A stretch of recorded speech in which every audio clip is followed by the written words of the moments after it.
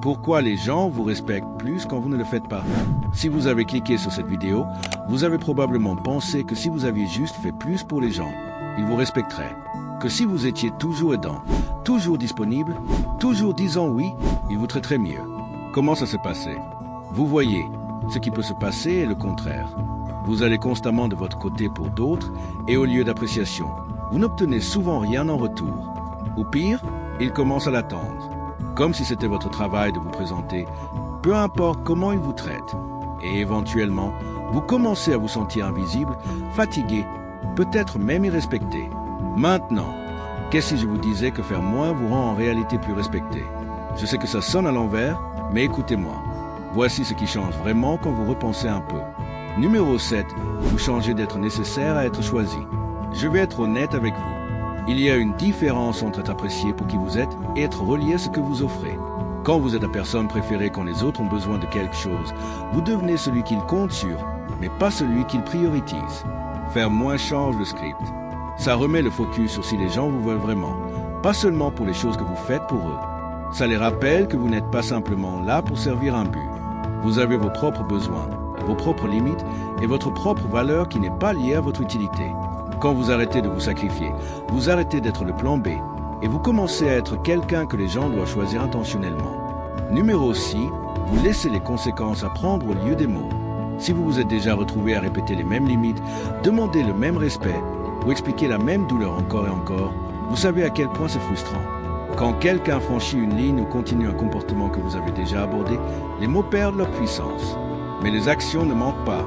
Se désengager ou tout simplement ne pas se présenter comme vous l'auriez fait avant, c'est une limite puissante. Vous n'avez pas besoin d'annoncer vos limites. Vivez-les. Les gens vous respecteront davantage quand ils comprendront que vous ne bluffez pas. Numéro 5. Vous évitez d'être pris pour acquis. N'avez-vous jamais remarqué comment les gens commencent à apprécier les choses une fois qu'ils ne les reçoivent plus? C'est étrange comment ça fonctionne. Non? Plus vous donnez sans fixer de limites, moins vos efforts sont remarqués. Vos actes de gentillesse deviennent du bruit de fond. Et les gens cessent de reconnaître ce qui est spécial parce que c'est devenu leur norme. Mais le moment où vous vous retirez, cela les réveille. Faire moins leur rappelle que ce que vous donnez est un choix, pas une obligation. Et les choix méritent de la gratitude, pas des attentes arrogantes. Numéro 4. Vous créez de l'espace pour l'effort mutuel. Pensez Y.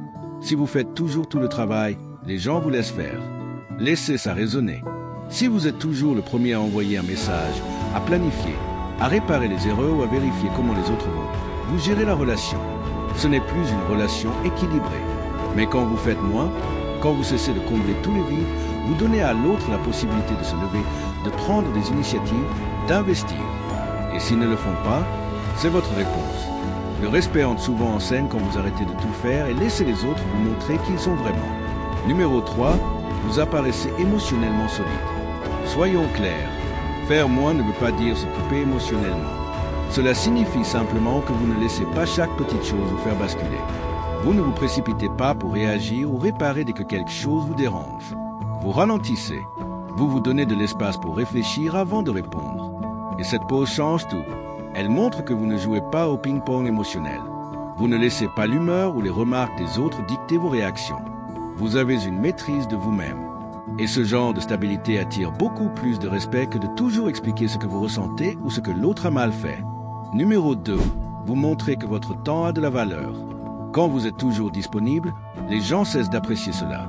C'est comme s'ils supposaient que votre énergie est illimitée, toujours là. Je ne dis pas que vous devez devenir froid ou distant. Mais si vous avez tendance à tout laisser tomber au premier appel, à réorganiser constamment votre emploi du temps pour les autres, cela fait croire que votre temps ne vaut pas grand-chose. Faire moins change cela. Quand votre attention devient moins accessible, les gens réalisent qu'elle est précieuse. Ils comprennent que ce n'est pas un dû, mais un don. Et ça leur enseigne à l'apprécier. Numéro 1, vous projetez de la confiance, pas du désespoir. Quand vous courez toujours après les gens, que vous vous justifiez sans cesse ou que vous essayez de prouver à quel point vous êtes gentil ou loyal, cela peut donner une mauvaise impression. Même si vos intentions sont bonnes, cela peut paraître désespéré. À l'inverse, quand vous cessez d'en faire trop, vous rayonnez une confiance calme et posée. Vous êtes simplement présent. Et cette confiance silencieuse est plus éloquente que tout ce que vous pourriez dire. Vous ne cherchez pas à convaincre. Vous vous comportez comme quelqu'un qui connaît sa valeur. Et croyez-moi, Les gens remarquent la différence. Conclusion. Au bout du compte, être toujours celui qui en fait le plus à un coup. Vous perdez du temps, la paix intérieure et parfois même le respect de vous-même. Et le plus étrange, c'est que ceux pour qui vous faites tout ne répondent pas toujours par la gratitude. Souvent, ils en attendent simplement plus. Mais à l'instant où vous faites moins, tout commence à changer. Certains s'éloignent, d'autres se rapprochent. Quoi qu'il arrive, vous récupérez votre pouvoir. Si cela vous a parlé, j'aimerais connaître votre avis. Dans quelle partie de votre vie êtes-vous prêt à faire moins pour enfin être respecté? Laissez un commentaire, abonnez-vous, mettez un pouce bleu et activez les notifications. Et si vous connaissez quelqu'un qui s'épuise à vouloir plaire à tout le monde, faites-lui une faveur, partagez-lui cette vidéo. Merci de m'avoir regardé.